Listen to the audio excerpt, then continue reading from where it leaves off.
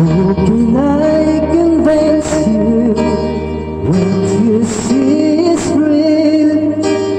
Who am I to blame you for doubting what you feel? I was always with you. You were just a girl I knew. I don't